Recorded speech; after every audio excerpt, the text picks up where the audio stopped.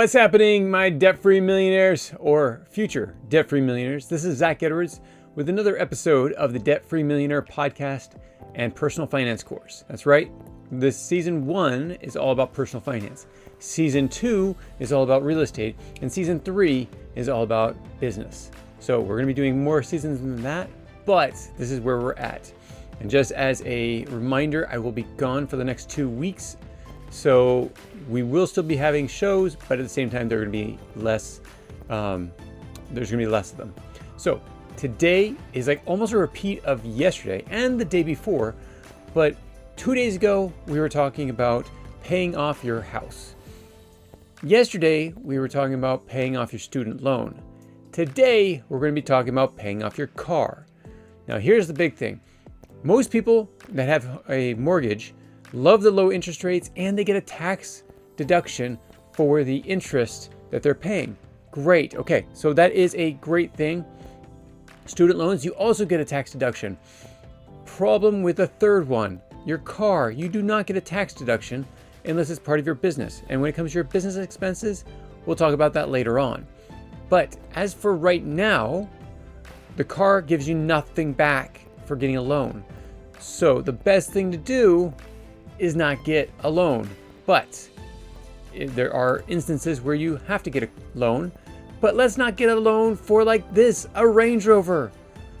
Especially when you're starting out. Seriously, you don't need a car like that. This is nothing what you need.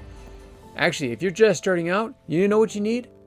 You need this. It's called public transportation. Very reliable. Very reliable. It'll get you from point A to point B. Now here's the thing. It's very reliable, but the question is, are you very reliable? Can you make it there on time? It seems like when we start work, we want to be there. We're eager to be there. We want to be there early. And then slowly we start getting there later and later and later. If we miss the bus, we might be waiting 15 minutes for the next bus. So remember, public transportation is only temporary. It's just until you can get the money saved up to buy a car and to buy a used car, a good car. Doesn't have to be a very nice car, but it should be a good car. Public transportation is also great because it costs so little. Most cities, it's like $40 a month.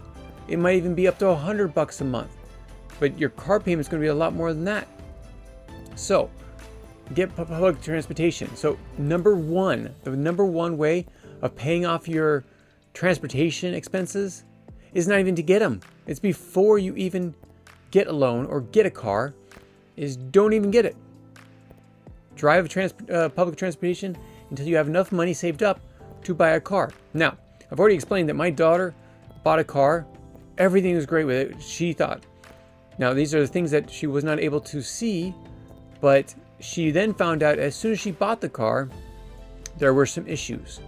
So, first thing for her to learn was to bring it to a mechanic every time, even if you don't see the issues. You might even bring a friend that's not a mechanic that says, oh, I know everything about cars, or I know some things about cars. Don't trust them. I know a lot about cars, but don't trust me either. Bring it to a mechanic. They are professionally trained and they know exactly what to look for when searching out what's in your car. And they only charge you like 20 to 40 bucks. 20 bucks most of the time, 40 bucks for places like California, which is everything is more expensive. Or New York, everything's more expensive. So here's the thing. Again, save up your money to pay cash for your car. Now, there are some reasons why this is great, and this is the best way of doing it, is you avoid interest payments. Now, remember, you can't write off a tax deduction for a car loan. You can for a mortgage, you can't for a car loan. You can't, what's the other benefits you get from it? Oh yeah, you, until, it's basically like everything else that you borrow on. If you don't pay it back, pay that loan back, they can repossess your car. So make sure you buy a car that's within your means. And most of the time that means don't get a loan, buy a used car. There are a few sites online that I trust. So there's Kelley Blue Book to find out the value of a car. It's kbb.com. There's also other sites that you can go to find used car, even Craigslist, it's not as reliable because it's individual people selling cars, but it's also individuals that are selling cars and not a large company, which is also beneficial because if it's a large company, they increase the prices dramatically. Now, if you're going to sell a car, you don't bring it to these places either because they're going to be taking a certain amount off the top for their profits. So a person that owns the car, they just want to get rid of the car. If you buy a car from a used dealership, they want to make a profit off it because it's a company, it's business. So the next thing is also know that a new car is going to be very expensive. A used car is way less expensive than a new car. Why is that? They actually say that driving a car off a lot, off of a new car dealership lot, drops the value $5,000. It's about right depending on which car you get. But also know, within the first 2 to 3 years, most cars lose most of their value. They have so there's this curve. This much of value is being dropped in the first 2 years, and then it slowly trickles out. So I have a car. Let's see. It's a Honda Pilot, 2010. When you would have purchased it, you would have paid $30,000 plus for it. I got it in 2013. 3 years later, I paid half of what the value was. I paid $10,000. Now, that was in 2014. Where are we today? 10 years later, I'm still driving that car. And you know what? It probably went from $10,000 value to about $4,000 value, or maybe even $3,000 value. That's $7,000 in 10 years.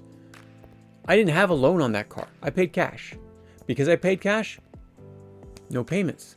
Because of no payments, every single penny that's put in that car has come back in full, and then some. I have made money on that car because it has not broken down. And now, because of my position now, I don't drive that car anymore. My kids do. And because my kids drive that car, that's the great thing about it, it's still running. And so, again, I got my value out of the car. I paid $10,000.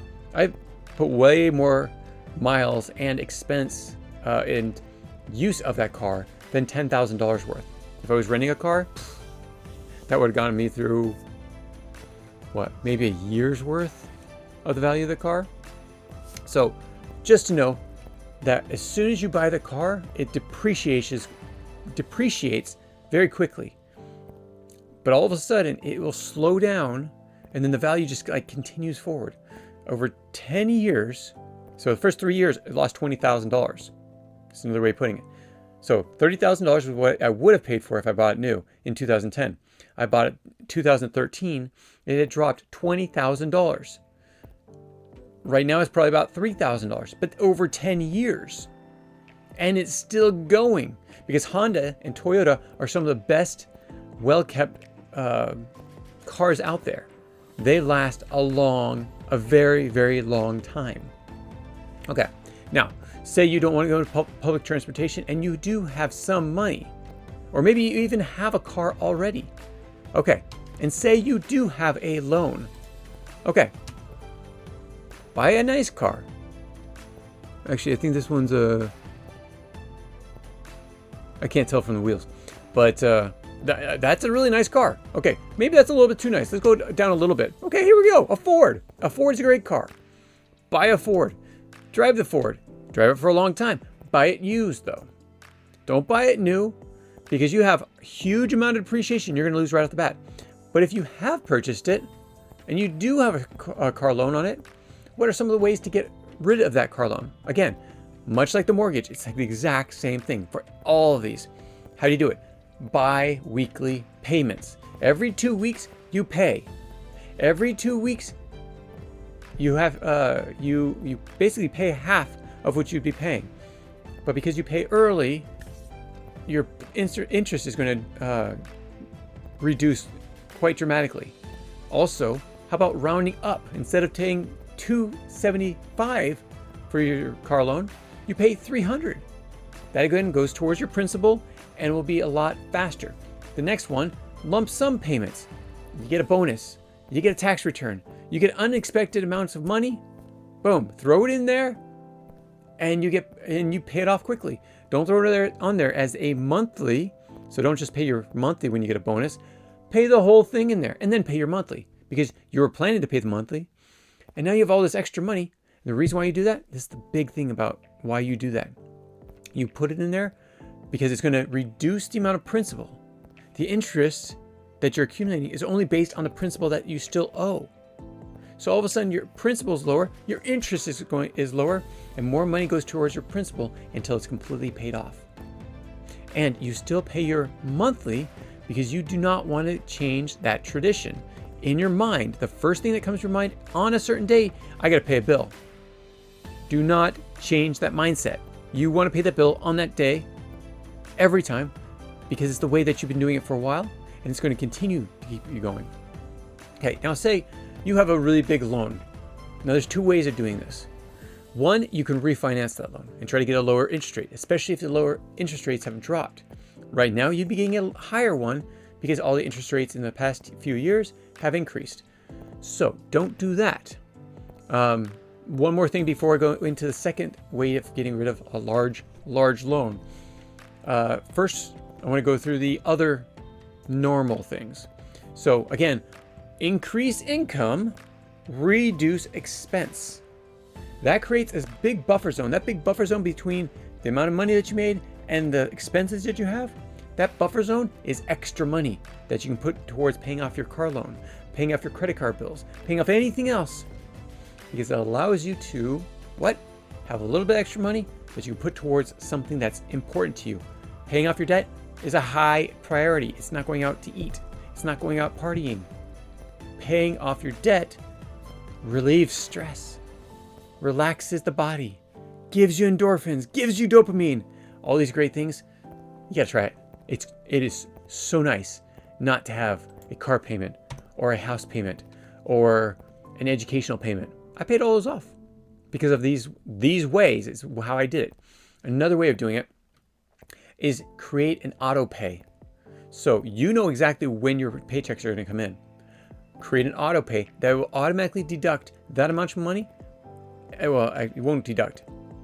You'll put the money in your bank account with your paycheck.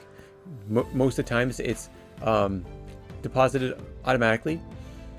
Then get your car loan to auto deduct or to auto pay every time on a certain part of the month. That way you never forget. If you want to do bi-weekly, great. Auto pay bi-weekly. If you want to do it once a month, great. Do it once a month and then throw some extra money in there through checks. Write it off in a check and write in the subject line, principal, only towards principal. However you want to reward it, that's what you do, because you want all that money to go to that. Now, number 6 is a repeat, but it's basically a very important one. If you get a tax refund, if you get a work bonus, if you get an inheritance, put it towards your loan. Pay off that loan. Why? It's not just because you could be doing some more things, some great things with that money. But just think, a car loan won't last you or won't take that long to pay off. All of a sudden you have all the money that was going towards the car loan and all the money that you would have gotten from the inheritance, because it's completely paid off. You can start putting towards whatever investment you want to do. And even though you think you might get more money in your investment on a downed economy, you won't. The rate of return that you're going to get can go from like 10 to 12% on a normal year. It can go to a -% the following year because of a recession or because something else happens. Let me think. Your car loan is a 6 to 7, maybe 8%. And if that's true, you might not be getting the 10 to 12 that you could get, but you're definitely getting a lot more than the -% that you're getting. So keep that in mind. And you don't get any kind of tax write-off or any other benefit from your car loan. So get rid of it as soon as possible. Now, number two of how to get rid of a big loan. If you have a big loan on a car, it may make you have to think about doing the hard thing. The hard thing, and do not be afraid of hard things, is to sell your car. Yes, you might have bought it brand new and you might have lost a lot of depreciation. depreciation. But remember this, you didn't have to buy it at that high. And those loans, when you bought it high, are still with you even though the value of the car has dropped. So one, find out the amount of money that you need in order to pay off the loan, whether the money that comes from the car, plus whatever is extra, because again, you bought it and depreciated dramatically. That loan though is way too high, and no one's going to give you another loan if the value of the car is so much less than what you originally bought it for.